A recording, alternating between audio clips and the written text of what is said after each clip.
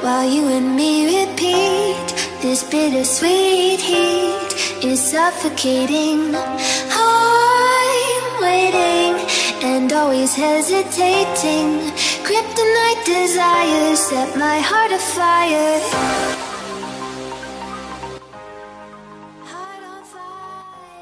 Terima kasih sebelumnya teman-teman pemuda dan bapak ibu sekalian dari Dusun Sidatan dan dari Dusun Kali dengan Dua yang sudah bersedia dan mau mendengarkan salah satu program kerja yang telah disusun oleh tim KKN UGM periode 2 tahun 2020 untuk Desa Kalidengen ini. Sebelumnya, kami menegaskan di sini bahwa kami bukan menggurui dalam konteks ini, tetapi kami hanya menyampaikan ilmu apa yang telah kami pelajari selama masa perkuliahan kami. Kami hanya membagikan ilmu tersebut supaya berguna bagi kita semua. Dan juga di sini kami belajar dari teman-teman dan bapak ibu sekalian atas apa yang telah teman-teman pemuda dan bapak ibu rasakan di dunia nyata. Karena kami merupakan orang yang memiliki dominansi untuk belajar teori secara terus-menerus dalam perkuliahan kami, dan teman-teman pemuda serta bapak ibu sekalian merupakan seseorang yang telah dekat dengan kehidupan praktik sehari-hari. Kami harap setelah penyampaian materi atau ilmu yang telah kami dapatkan, kami mohon bimbingan dan partisipasi aktif dari teman-teman pemuda serta bapak ibu sekalian untuk bersedia berdiskusi atas materi atau ilmu ini. Mungkin saran atau kritik atau pendalaman tentang materi yang ada sangat boleh dan kami bersedia untuk berdiskusi. Kami pasti berusaha untuk menjawab pertanyaan yang ada secara jelas dan tepat. Sebelum memulai sesi ini, izinkan kami memperkenalkan diri terlebih dahulu. Nama saya Harmawan Kurniawan dari jurusan Manajemen Fakultas Ekonomika dan Bisnis UGM, serta teman saya Intahan Nur Agustina dari jurusan Manajemen Fakultas Ekonomika dan Bisnis UGM juga. Kami ingin berdiskusi dengan tema pelatihan atau motivasi entrepreneur atau wirausaha. Mungkin kata-kata entrepreneur merupakan kata-kata yang kurang familiar bagi orang yang tidak terlalu menyukai bahasa Inggris. Maka bisa dikatakan entrepreneur merupakan wirausaha dalam bahasa Indonesia. Jadi di sini kami tidak memaksa teman-teman pemuda serta bapak ibu sekalian untuk menjadi seorang wirausahawan atau entrepreneur, tetapi kami ingin mengajak dan mendorong apabila ada yang berniat dan mau memulai entrepreneur atau wirausahawan, puji Tuhan, kami sangat bersyukur. Tetapi jika tidak, ya tidak apa-apa, karena preferensi setiap orang terhadap masing-masing jenis pekerjaan itu berbeda-beda. Kami sangat menghargai perbedaan tersebut. Pertama-tama, sebelum mengenal wirausaha itu apa, mungkin teman-teman pemuda serta bapak ibu sekalian dapat memikirkan apa yang dimaksud atau dimaknai dengan kata sukses. Karena kata sukses dapat memiliki makna yang beragam dari masing-masing individu, dan itu merupakan hal yang tidak bisa dipungkiri lagi bahwa setiap orang memiliki makna yang berbeda-beda terhadap setiap kata berdasarkan pengalamannya pribadi. Mungkin di sini kami hanya menyebutkan 3 makna kata sukses, tetapi teman-teman pemuda serta bapak ibu sekalian masih dapat berdiskusi dan memikirkan makna kata sukses lainnya. Di sini, yang pertama, sukses adalah ketika keadaan atau kondisi di mana seseorang memiliki banyak harta melimpah dari beragam macam aset, baik uang, tanah, bangunan, mobil, motor, dan lain-lain. Atau yang kedua, mungkin bahwa sukses adalah kondisi di mana seseorang telah berhasil menggapai cita-cita atau tujuan hidupnya, baik yang seperti kegiatan sosial untuk berguna bagi orang lain atau yang lainnya. Ataupun sukses adalah ketika seseorang bisa membahagiakan keluarga dan bermanfaat bagi orang sekitarnya. Tersebut merupakan salah satu deskripsi sukses menurut saudara kita, yaitu Mas Patriot dari Pemuda Dusun Sidatan. Kami tidak menyalahkan beragam jawaban tersebut, karena beragam jawaban tersebut merupakan hasil dari pengalaman hidup masing-masing yang membentuk karakter seseorang untuk mencapai kesuksesan menurut dirinya. Maka setiap orang akan memiliki sikap dan sifat terhadap sesuatu secara berbeda-beda. Setiap sikap dan sifat seseorang akan menuju apa yang ingin diraihnya, termasuk pemilihan pekerjaan. Dalam memilih pekerjaan, akan banyak pertimbangan yang akan dilakukan seseorang dan pengaruh-pengaruh sebelumnya, seperti pengaruh dari orang tua, saudara, teman sebaya, dan masih banyak lagi. Setiap pekerjaan memiliki fungsi dan peran masing-masing yang sangat berharga sehingga tidak ada alasan untuk menjatuhkan dan memandang rendah beragam pekerjaan. Semua pekerjaan memiliki derajat yang sama dan tingkat kesulitannya masing-masing. Mungkin, kalau saya tidak salah, bahwa di Dusun Sidatan memiliki prioritas pekerjaan sebagai aparatur sipil negara dan petani. Tetapi apakah tidak mungkin untuk mencoba hal baru, terutama bagi teman-teman pemuda yang masih memiliki kesempatan yang luas untuk mencapai kesuksesannya dengan memiliki pekerjaan sebagai wirausahawan atau entrepreneur? Mungkin dalam masyarakat kita, khususnya masyarakat Indonesia, pekerjaan masih dibeda-bedakan karena mengukur tingkat kesejahteraan dari pelaku tingkat pekerjaan tersebut. Tetapi kembali lagi, hal tersebut tergantung dari sudut pandang mana kita memaknai kesuksesan. Kalau menurut seseorang sukses artinya berhasil membahagiakan orang tua, mungkin orang tuanya bahagia ketika kita menjadi petani. Maka petani merupakan pekerjaan yang sangat berharga bagi kita. Kemudian, bagaimana pendapat teman-teman pemuda serta Bapak Ibu sekalian tentang bisnis? Apakah bisnis hanya menjual barang yang sudah ada atau istilahnya seperti pedagang, distributor, reseller, dan lain-lain? Mari kita lihat dan diskusikan bersama-sama.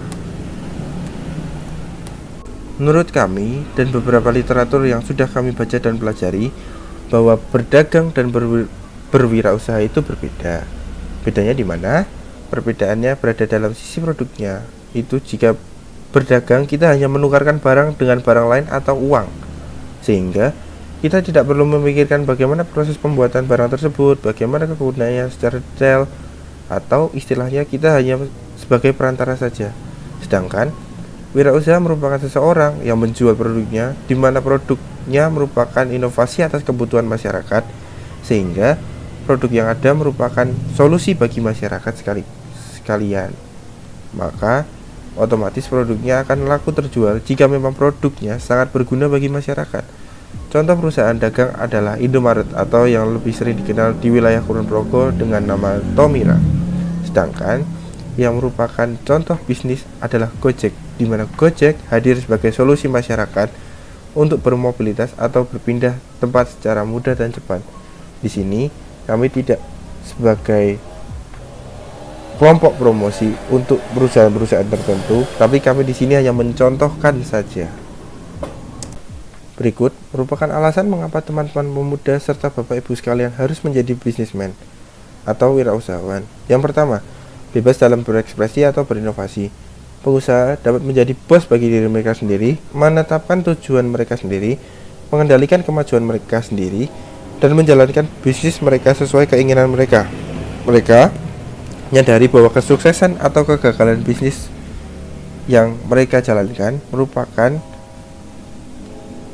hasil dari kerja keras mereka sendiri, atau istilahnya kesuksesan itu tergantung dari dalam diri mereka sendiri. Namun mereka tidak memandang tanggung jawab yang ada itu sebagai beban, tapi sebagai penanda kebebasan bagi mereka. Sehingga biasanya wirausahawan akan melihat rintangan sebagai peluang dan enjoy untuk mengerjakan segala sesuatunya. Yang kedua, itu tujuan. Wirausahawan memiliki visi yang jelas tentang apa yang ingin mereka capai dan akan bekerja tanpa lelah untuk mewujudkannya. Mereka benar-benar percaya bahwa mereka memiliki produk atau layanan yang mengisi kekosongan kebutuhan masyarakat dan dipaksa oleh komitmen untuk terus maju. Mereka benci akan hal stagnansi, yang artinya mereka tidak bisa ngapa-ngapain atau tidak bisa bergerak. Mereka lebih suka gagal saat berusaha daripada gagal karena mereka tidak bergerak sama sekali. Yang ketiga, fleksibilitas kerja. Tidak semua orang cocok dengan budaya perusahaan yang tradisional, di mana harus ini harus itu, mengikuti aturan segala sesuatunya. Tapi wirausahawan itu bisa mencari keseimbangan kehidupan kerja yang lebih baik, atau istilahnya bisa mengatur jamnya sendiri, bisa mengatur tentang kesehatannya secara seimbang, dan tidak ada yang lebih berat satu sama lain. Mungkin pada saat awal-awal bisnis mengembangkan itu akan bekerja lebih keras, tetapi setelah bisnis yang ada sudah mapan, pasti kehidupannya akan menjadi lebih baik. Yang keempat, itu kesejahteraan. Sebagian besar pengusaha menyadari bahwa mereka tidak akan menjadi miliarder dalam waktu semalam, tetapi itu tidak berarti mereka tidak tertarik pada potensi yang sangat banyak atas perjuangannya. Beberapa ingin membangun jaring pengaman finansial untuk diri mereka, seperti dengan berinvestasi dan lain-lain. Gitu. Yang kelima itu warisan atau legacy. Pengusaha sering dibimbing oleh keinginannya untuk menciptakan sesuatu yang lebih lama dari mereka, atau istilahnya ketika seseorang itu sudah tiada, dia akan meninggalkan sesuatu untuk generasi-generasi berikutnya. Salah satunya itu bisnis yang bisa diwariskan kepada penerus-penerus mereka, sehingga wirausahawan itu akan memberikan kesan bagi generasi penerus mereka dan memberikan sesuatu yang berharga bagi penerus-penerus mereka di kehidupan nyata. Ini merupakan hal-hal penting yang harus diingat dan dimiliki oleh seorang wirausaha, yaitu seorang wirausaha harus semangat mencari peluang, disiplin mencari peluang, dan dapat mengukur tingkat peluang yang ada. Apakah peluang tersebut dapat diambil atau tidak, itu tergantung diukur dengan kemampuan kita berdasarkan analisis yang telah kita buat atau hitung. Lalu, kedua, berfokus pada pelaksanaan atas apa yang telah direncanakan.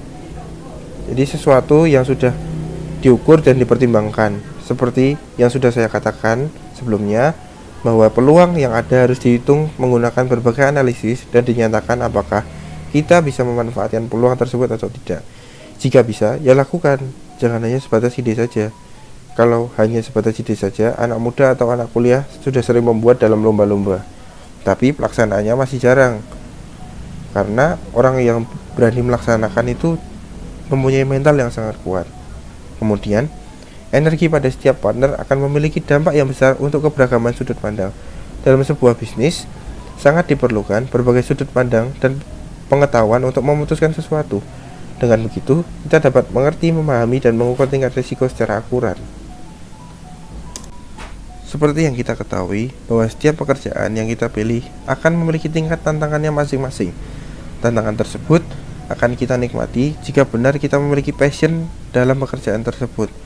Jika sudah memiliki passion, tingkat usaha kita tidak akan mengenal lelah dan tidak peduli berapa lama tantangan tersebut ada. Maka, akan terus diterjang untuk mencapai keinginan dan kepuasannya. Dalam menjadi wirausaha, sebuah risiko akan menjadi tantangan bagi pengusaha, dan risiko akan selalu dihadapi oleh seorang pengusaha.